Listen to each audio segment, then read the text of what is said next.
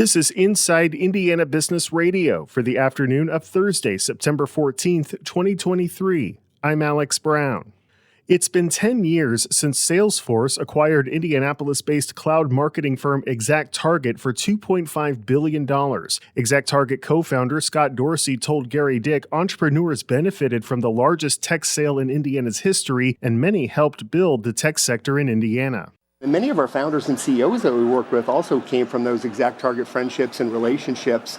And there's just so many people, Gary, have just gone on to have remarkable careers within the tech industry.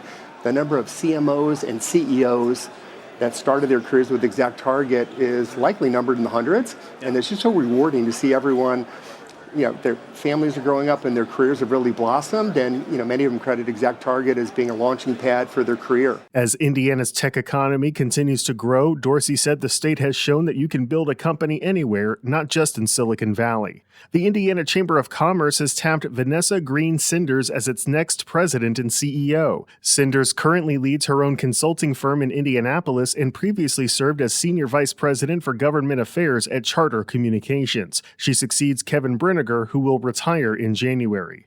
Bus drivers and dispatchers getting students to and from schools in the Gary Community School Corporation have voted to join a local Teamsters union. The 52 workers at First Student will join Teamsters Local 777 in Illinois. They will be covered under the First Student National Master Agreement.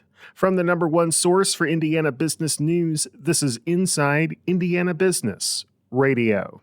For 25 years, we've had the honor of telling the story of Indiana business. More than 1,300 shows, 8,000 interviews. We've traveled from Valparaiso to Versailles, Fort Wayne to Fort Branch, and everywhere in between. And we are just getting started. Our team is passionate about Indiana business because your story is worth telling. Join us every week as we travel the state to bring you Indiana's story. Inside Indiana Business, 25 years and counting. Indiana University's police chief is out, and the university has settled a federal civil rights lawsuit after a graduate student said two officers violated his rights when he was arrested for an unpaid $3 parking fee. In the complaint filed on June 6th, Moses Berrio Jr. alleges he was unlawfully arrested when officers went to his home following a dispute with a parking attendant in September of 2022. The suit was settled September 5th. In a university statement released Wednesday, IU said the police department failed to uphold its standards for pursuing and arrest. It said the administration officials were notified of the incident in June after the lawsuit was filed in U.S. District Court. After a review, the university found the former police chief, Jill Lees, did not follow mandatory review protocols and policies were violated. The Herald Times first reported September 7th that Lees was no longer in the role. IU said in the statement all parties have received disciplinary action. An external consultant has conducted a review of all IU campus departments. Operational changes are in the works for processes like parking enforcement, and more training for police is underway. The university also released about 10 hours of body cam footage from the incident.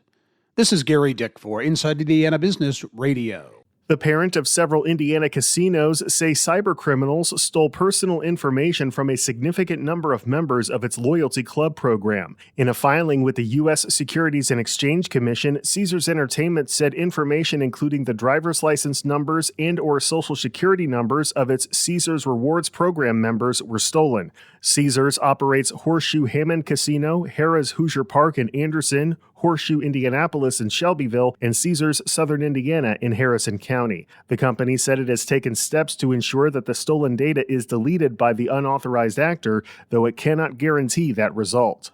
Renewable energy opportunities will expand in Franklin, Ripley, and Decatur counties after an Indiana University startup received a $100,000 federal grant seeking to expand such projects in rural counties. IIB's Kate Sharon has more.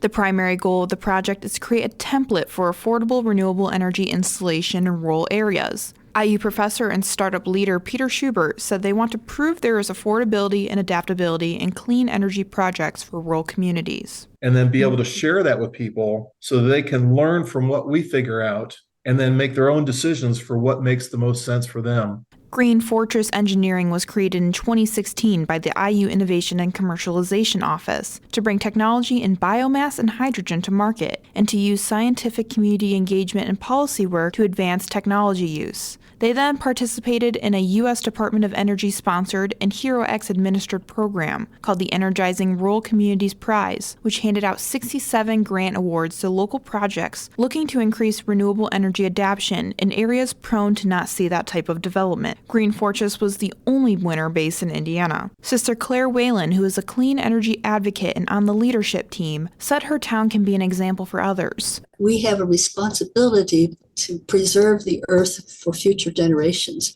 And what we do now will make a difference for that. For too long, she said rural communities have been shut out from the progress renewable energy has made. Kate Sharon, Inside Indiana Business Radio. Indy Star columnist Greg Doyle is this week's guest on the Business and Beyond podcast with Gary Dick, presented by PNC, a weekly conversation with high-profile Hoosiers in business, sports, and entertainment, and beyond. Available now from your favorite podcast provider. I'm Alex Brown for Inside Indiana Business Radio on Demand.